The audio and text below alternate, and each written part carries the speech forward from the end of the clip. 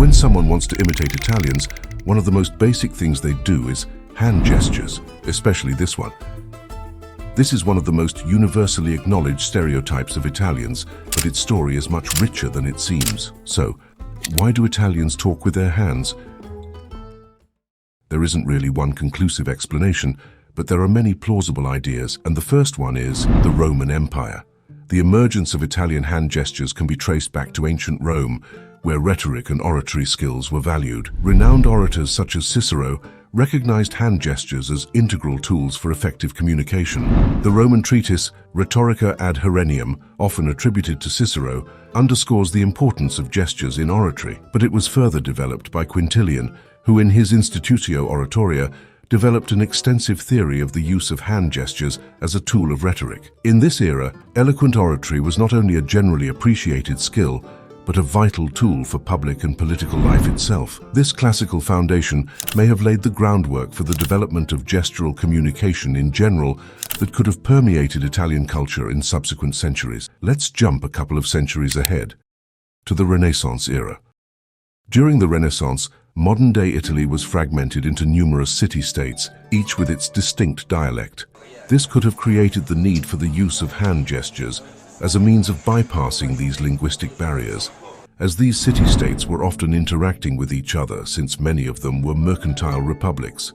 This era is known to have witnessed the proliferation of gestural communication as a universal tool, aiding in interdialectal understanding. What's more, the Italian theatrical tradition during this era, particularly the Commedia dell'arte, significantly influenced everyday communication. This form of theatre, known for its masked characters and improvised performances, relied heavily on exaggerated gestures, which could have helped this form of communication become ingrained in the Italian public's communicative repertoire. It's worth saying that hand gestures in Italy are not random or ornamental, but serve specific communicative functions.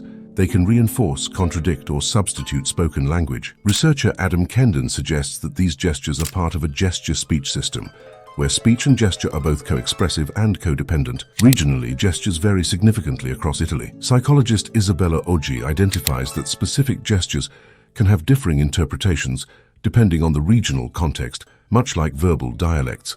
There are other alternative hypotheses to explain the phenomenon of hand gestures in Italy, but possibly less plausible than what we have just said, although maybe a bit cooler. One hypothesis suggests that these gestures developed as a form of secret communication during centuries of foreign rule by Austria, France, and Spain, from the 14th to the 19th century. This theory posits that Italians might have used hand gestures as a discreet way of communicating, especially under an oppressive foreign power. Another perspective focuses on the crowded urban settings of cities like Naples.